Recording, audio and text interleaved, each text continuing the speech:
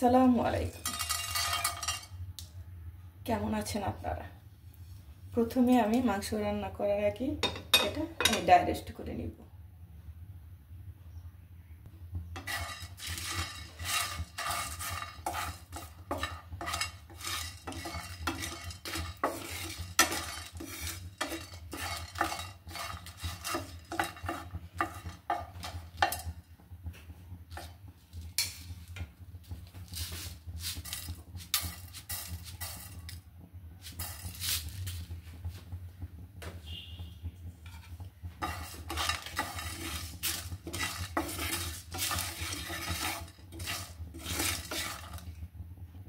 আমার ডাইরেস্ট করা হয়ে গেছে, এখন আমি নামিয়ে ফেলব। আজকে আমি রান্না করব সরিষার তেল দিয়ে।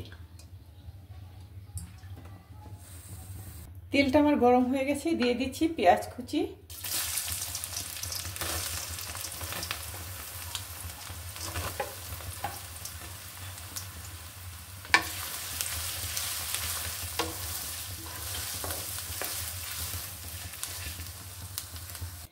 এখানে দিয়ে দিচ্ছি এক উঁচু করে আদা বাটা, উঁচু করে রসুন বাটা, 1 চামচ হলুদ, 1 চামচ মরিচ উঁচু করে দিয়েছি, হাফ চামচ ধনে গুঁড়ো, 1 চামচ জিরে গুঁড়ো, লবণ পরিমাণ মতো লাগলে। এখানে দিয়ে দিচ্ছি রেগুলার তেল। আমি এখন একটু মেখে নিব।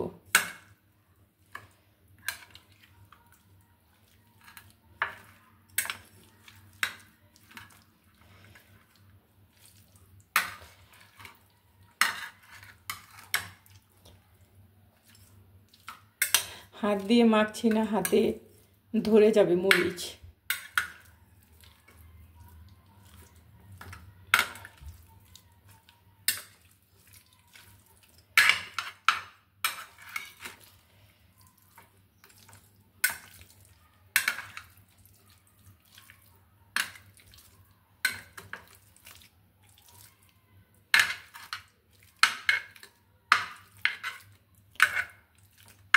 পাঁচ মিনিট রেখে দিব।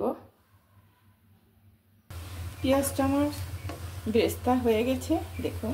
এটা তো সরিষার তেল, তো শুধু হয়ে উঠে ফেনিয়ে উঠে সেটা বোঝা যাচ্ছে না, কিন্তু পেঁয়াজটা আমার হয়ে গেছে।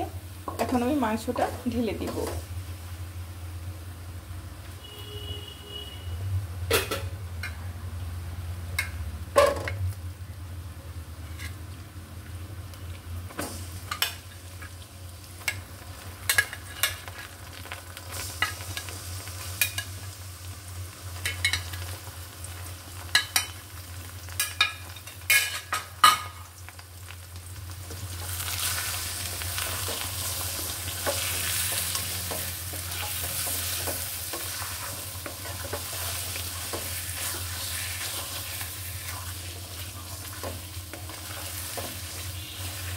মাংসটা আমি ভালো করে কষিয়ে নিব, একটু ঢেকে দিব। অনেকে বলে মাংস খেতে ইচ্ছে করে না। এভাবে রান্না করলে কখনো আপনি বোর হবেন না মাংস খেয়ে, কারণ এটা ভালো করে কষিয়ে এমনভাবে কষাবেন পেঁয়াজ যেন বেরেস্তার মতো হয়। তারপরে মশলাটা দিয়ে, আমি তো 5 মিনিটের কথা বলেছিলাম, 10 মিনিট হয়ে গেছে অলরেডি। কিন্তু হলো ভালোভাবে মেখে যে 10 মিনিট রেখে আপনি এটা তেল পেঁয়াজের মধ্যে ভালোভাবে কষাবেন। কষিয়ে তারপরে আপনি যখন পানিটা অ্যাড করবেন, যখন প্রায় মাংসটা হয়ে আসবে, তখন যে আপনি যে মশলাটা যে ডাইরেস্ট করে রেখেছেন ওটা দিয়ে দিবেন। দিয়ে দেওয়ার পরে দেখবেন যে ফ্লেভারটা ওয়াও এরকম আসে। সত্যি আপনি এভাবে করে খাবেন, দেখবেন যে কখনোই বোর হবেন না মাংস খেয়ে। আবারও ঢেকে দিচ্ছি, 10 মিনিট পর ফিরছি।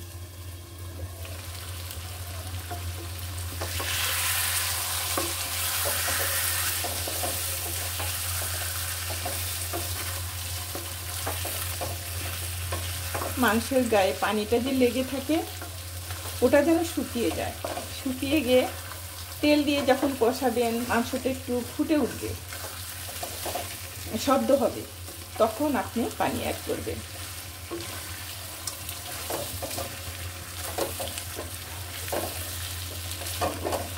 এটা কিন্তু মাংসটা ভাজার মতো হয়ে যায়।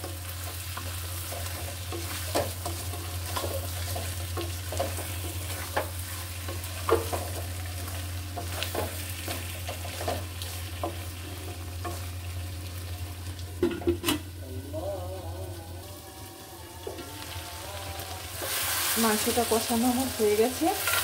এখন আমি মাংসটা কষানো আমার হয়ে গেছে, এখন আমি এখানে পানি অ্যাড করব। শুধু তেলটা আছে, শুধু তেলটা উপরে চলে আসছে। আমি এখন পানি অ্যাড করব।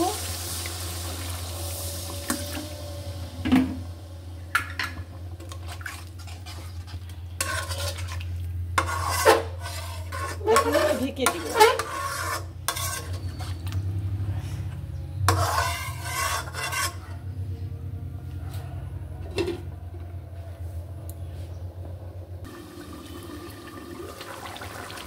মশলাটা যে আমি ডাইরেক্ট করে রেখেছিলাম সেটা হচ্ছে ব্লেন্ড করে দিয়ে দিচ্ছি। এটা দেওয়ার পরে মাংসটা মনে হবে এত ফ্লেভার আসবে যে আপনি থাকতে পারবেন না।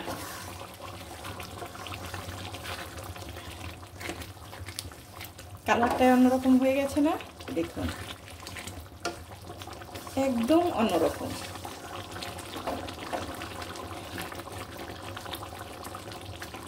এই রান্নাটা এখন হারিয়ে গেছে, এটা পুরোনো দিনের রান্না, আমার শাশুড়ির কাছে আমি শিখেছিলাম।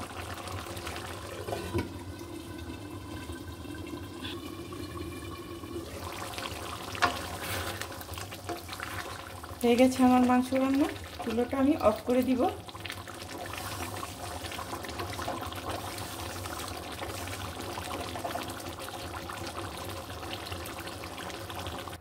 রান্নাটা কেমন হয়েছে আপুরা ভাইয়ারা কমেন্ট করে জানাবেন।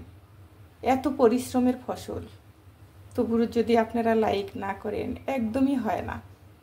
20টা কমেন্ট হলেও তার 5টাই লাইক হয় না, এটাই দুঃখ।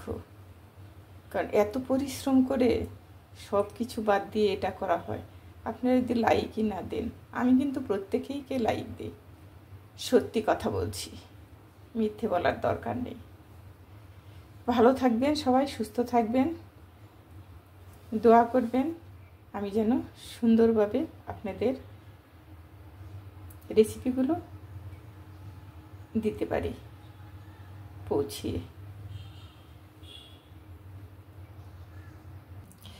আজকে রান্না করব মুরগির মাংস, সেটা আপনাদের দেখাবো কেমন করে মুরগির মাংস রান্না করি। ঝাল মিডিয়াম, সব কিছুই মিডিয়াম, প্রচুর মশলা নয়, যেভাবে সবাই যেন খেতে পারে এভাবেই রান্নাটা করব। চলুন তাহলে দেখা যাক কিভাবে রান্না করি।